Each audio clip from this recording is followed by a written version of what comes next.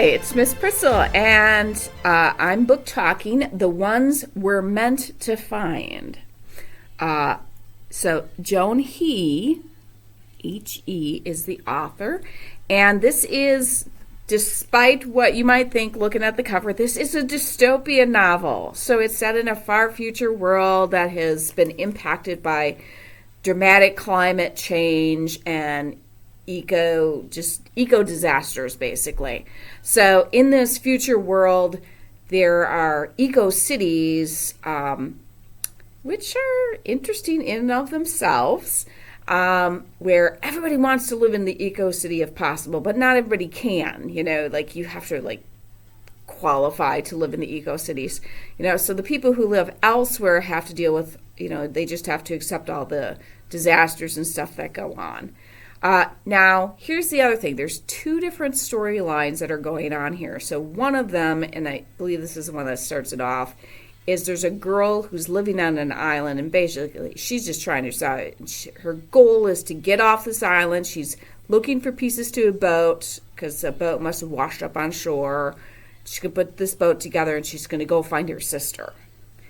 And so then there's this, like I said, that's very, very survival-ish. And then there's a girl who's living in the eco-city. She's from a well-off family. This is a girl who's extremely good with computers and technology, does not relate well to other people. And she knows this. She's like, she understands that she just does not have the same feelings that other people may, and she thinks on a very different level. So obviously when I read a book like this, I'm going, okay, there's two storylines.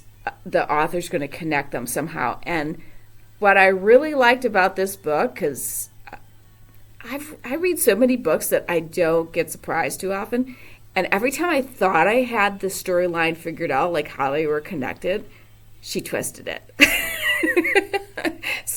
And she kept doing it, and twisting it over, and like I said, instead of getting, some people might get aggravated by that, but I was actually like, oh,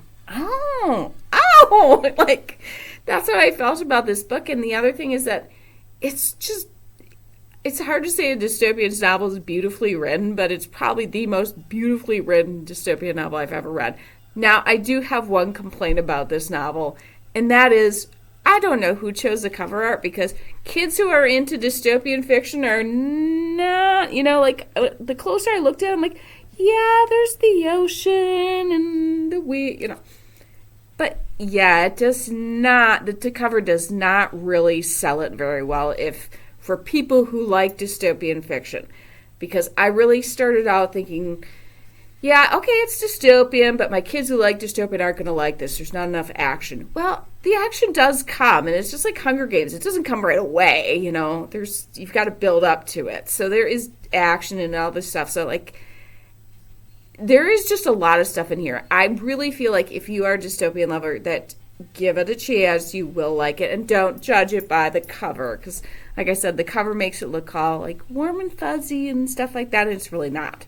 So once again, it's a really good, I'm going to be honest, it's gotten fantastic reviews, and sometimes I kind of look at that and go like, okay, yeah, like adults are going to love it, but kids won't.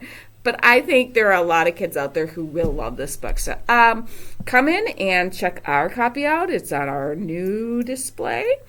If ours is checked out, we can interlibrary loan it for you, or I can help you find another dystopian novel, because there are a whole lot of them out there. Have a fantastic day, and remember to keep on reading.